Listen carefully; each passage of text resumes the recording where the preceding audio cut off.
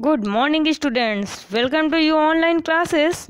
In previous video we did many things about water cycle, waves, oceans को बहुत सारी चीज़ों के बारे में पढ़ा. Now in this video we read accident, tsunami and currents, water currents, tides and many things. Now let's start. Tsunami, the earth's pandemonium. Pandemonium means होता है तांडव, एक भयंकर विनाश. कहते नहीं है कि भगवान शंकर जब तांडव करते हैं तो क्या करते हैं, भयंकर विनाश के टाइम होता है, बहुत भयंकर विनाश होता है. तो वही चीज़, एक भयंकर विनाश को हम लोग की यहाँ पे तांडव को संख्या दी गई है कि हम लोग तांडव को कम से कंपेयर कर सकते हैं अर्थ के एक भयंकर विनाश को. और किस चीज़ से हुआ ये विनाश? सुनामी से. तो आइए देखते हैं सुनामी के बारे में. सुनामी और the harbour wave struck havoc in Indian ocean on the 26 दिसंबर 2004. 26 दिसंबर 2004 को एक भयंकर शक्तिशाली स्ट्रक है, वो मतलब भयंकर शक्तिशाली रूप से एक विनाश की लहरें आई थी जिन्हें सुनामी कहा गया था. और ये सब इंडियन ओशियन से उठी थी 26 दिसंबर 2004 को. The wave was result of the earthquake that had its epicentre close to the western boundary of Sumatra. ये वेव्स एक अर्थक्वेक के बाद आई थी, एक अर्थक्वेक का रिजल्ट था जिस अर्थक्वेक का एपिसेंटर मीन्स जिस अर्थक्वेक का सेंटर, जो अर्थक्वेक का सेंटर हमारे आसपास के सुमात्रा द्वीप के पास था. The magnitude of earthquake was 9 on the Richter scale. और इसकी पावर जो थी अर्थक्वेक की वो 9 रिएक्टर स्केल थी. As the Indian plate went under the Burma plate, Indian plate Burma plate के नीचे जाती है. There was a sudden movement of the sea floor. और समुद्र में एक अचानक से बड़ा मूवमेंट होता है कॉजिंग द अर्थक्वेक के कारण. The ocean floor was displaced by about 10 to 20 metre and tilted in our downwardly direction. समुद्र की लहरें या समुद्र की फ्लोर जो था वो 10 से 20 मीटर ऊपर तक उठता है और डाउनवर्ड मीन्स वापस उसी डायरेक्शन में मुड़ जाता है. A huge mass of ocean water flowed in fill in the gap that was being created by the displacement. और ये पानी के उठ के खिसक जाने के कारण वहाँ पे जो बहुत बड़ा गैप बनता है, बहुत बड़ा गैप बन जाता है. This mark the withdrawal of water mass from the coast line of the land mass in the south and south east Asia. और वाटर के एक जगह से खिसक के दूसरी जगह निकल जाने के कारण आसपास की जो समुद्री तट के किनारे थे, जो लैंड मास थी साउथ और साउथ ईस्ट एशिया की, वहाँ पे पानी पहुँच जाता है. After thrusting of the Indian plate below the Burma plate, the water rushed towards the coast line. और आफ्टर थर्स्टिंग वापस इंडियन प्लेट के वर्मा प्लेट में मिल जाने के कारण वाटर का बहुत बड़ा वॉल्यूम, वाटर बहुत ज़्यादा मात्रा वापस कोस्ट लाइन के पास बह के आ जाती है. रश्ड मीन्स इकट्ठा हो जाती है, कलेक्ट हो जाती है. Tsunami travelled at a speed of about 800 kilometre per our. इस सुनामी की स्पीड जो थी वो 800 किलोमीटर पर आवर थी. Comparable the speed of commercial aircraft, जिसकी स्पीड को हम लोग कंपेयर कर सकते हैं अपने एरोप्लेन की स्पीड से. And completely washed away some of the islands in the Indian ocean, जिसने इंडियन ओशियन के बहुत सारे कुछ आइसलैंड्स को बहा के ले गई थी, नष्ट कर दिया था. The Indira point in the Andaman and Nicobar Island that marked the southernmost point of India got completely submerged. हम लोगों ने नेक्स्ट वीडियो में भी देखा था इंदिरा पॉइंट, जो कि मैंने बताया था ये हमारे अंडमान निकोबार आइसलैंड का एक पार्ट था. ये हमारी इंडिया की लैंड का एक पार्ट था जो कि समुद्र के बीच में था. और ये समुद्री लहरें सुनामी के कारण पूरी तरीके से समुद्र में सबमर्ज हो गया था, मिल गया था. As the wave moved on earthquake epicentre from Sumatra towards the Andaman Icelands and Sri Lanka, the wavelength decreased with decreasing depth of water. और जैसे ही वेव अर्थक्वेक के सेंटर की ओर सुमात्रा से अंडमान आइसलैंड की ओर, श्रीलंका की ओर वापस मुड़ती हैं। इनकी डेप्थ, गहराई और स्पीड दोनों कम हो जाती है। The travel speed also decline from 700 to 900 kilometre per hour to less than 70 kilometre per hour. जो 700 से 900 किलोमीटर की स्पीड, 700 से 900 किलोमीटर की स्पीड वाली वेव्स थी, उनकी स्पीड 70 किलोमीटर पर आवर हो जाती है। Tsunami waves travelled up to a depth of 3 kilometre from the coast, killing more than 10,000 people and affected more than lakhs of houses. Tsunami जो कि ट्रेवल कर रही थी, जिसकी लेंथ जो 3 किलोमीटर की गहराई तक जा रही थी, उसने कोस्ट पे, समुद्र के किनारे पे हजारों लोगों को, लाखों लोगों को, दसियों हजार लोगों को मारा और लाखों की संख्या में घरों को तबाह किया, नष्ट किया। In India the worst effect were the coast areas of Andhra Pradesh, Tamil Nadu, Kerala, Puducherry and Andaman island, Nicobar island. India में ये जो कोस्टल एरियाज थे, समुद्र तट के किनारे के भाग थे, वो आंध्र प्रदेश, तमिलनाडु, केरला, पुडुचेरी और अंडमान निकोबार आइसलैंड के थे। While the earthquake can not be predicted in advance, earthquake के लिए पहले से कोई भी अनुमान नहीं लगाया जा सकता। प्रिडिक्टेड मीन्स अनुमान लगाना। It is possible to give a 3-4 hour notice of a potential tsunami. फिर भी सुनामी के बारे में लगभग 3 घंटे पहले अंदाज़ा लग जाता है। Such early warning systems are in place across the Pacific Ocean but not in the Indian Ocean. जबकि सुनामी की अक्सर वार्निंग हमें पैसिफिक ओशियन में मिलती रहती है, इंडियन ओशियन में जल्दी नहीं मिलती। Tsunamis are rare in the Indian ocean. Tsunami Indian ocean में बहुत ही रेयर केस में आती है। As the seismic activity is less as compare to the Pacific, क्योंकि भूकंप जैसी घटनाएं पैसिफिक ओशियन की अपेक्षा इंडियन ओशियन में बहुत कम होती हैं। The tsunami that ravage the south and south east Asian coast in December 2004 is most devastating tsunami in the last several 100 years.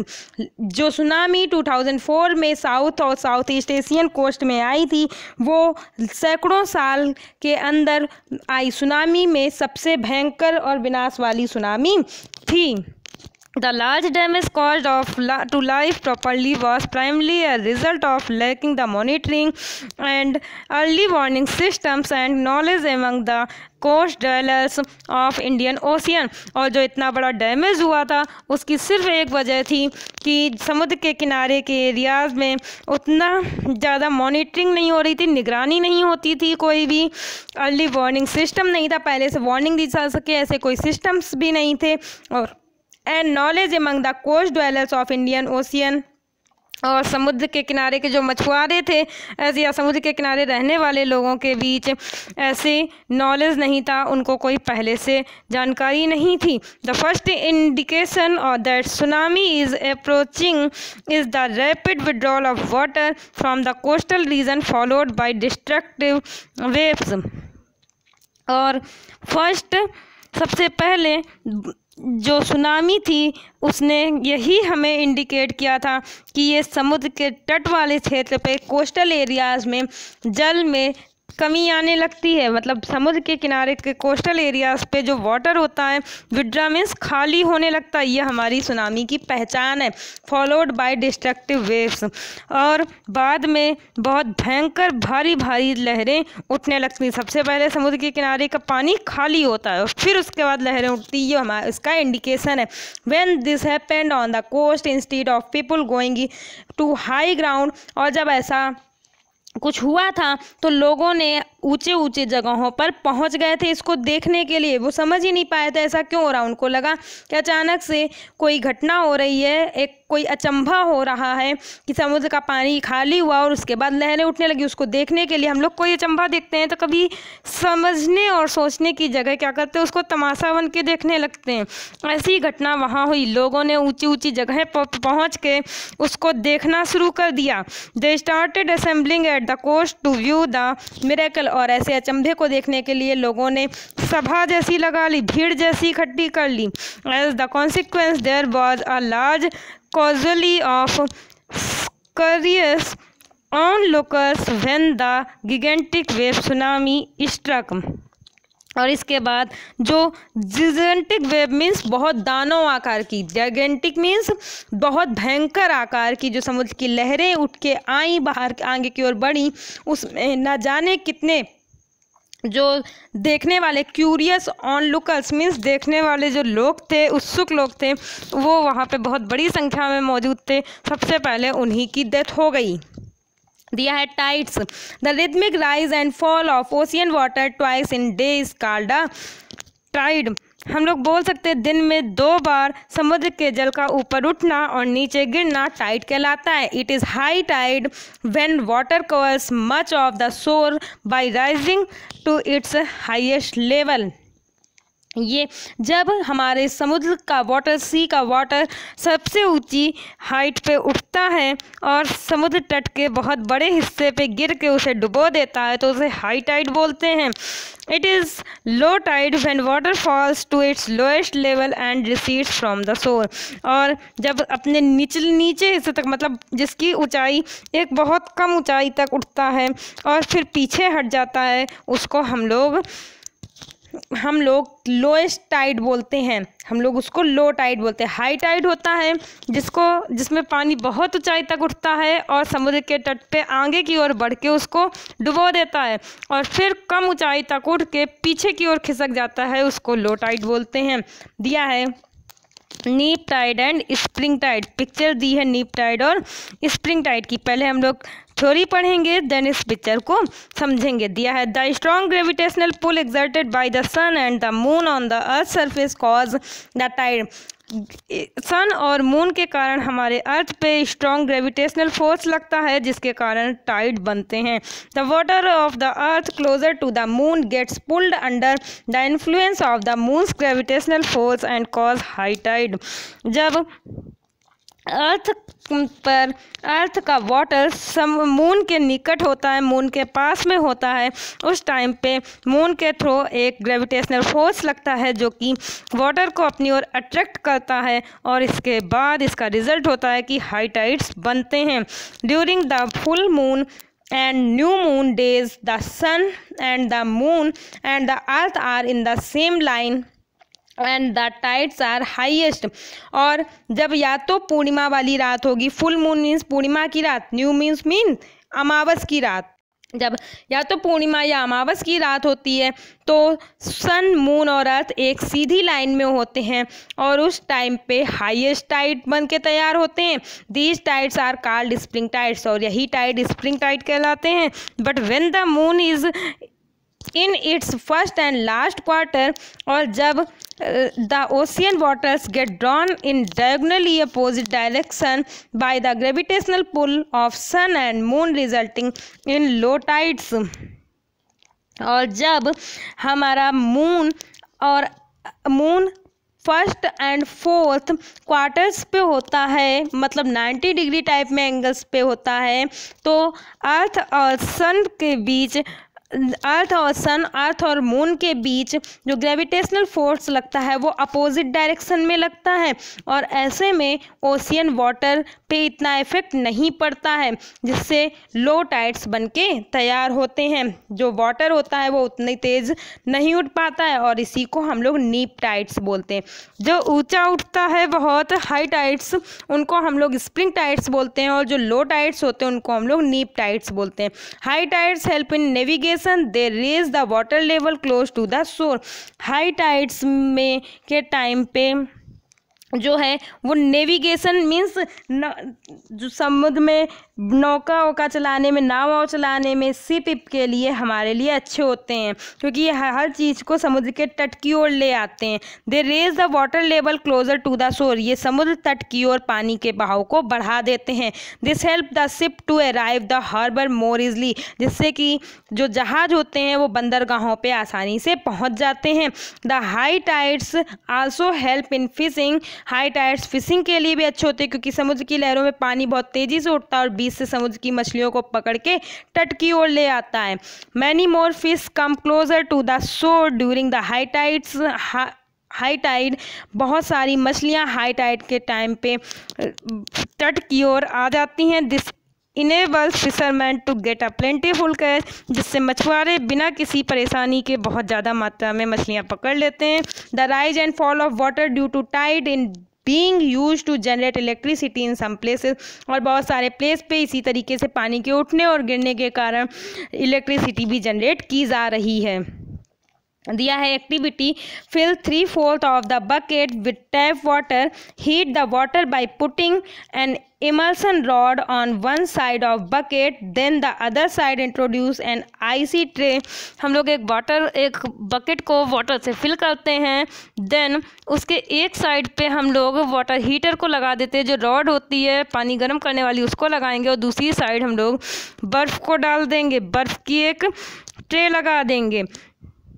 दिया है on just removed from the freezer, जिसको तुरंत फ्रीजर से निकाला गया हो, add a drop of red ink to observe the path of current by the process of convention, और एक रेड इंक की बूंद उस पर गिराते हैं जिससे कि वाटर की करंट हमें देखने को मिलती है कि वाटर हमारी किस डायरेक्शन से किस डायरेक्शन में चल रहा है, मूव कर रहा है, क्योंकि रेड इंक जिस साइड से जिस साइड चलेगी उसी साइड में हमारी वाटर की डायरेक्शन होगी।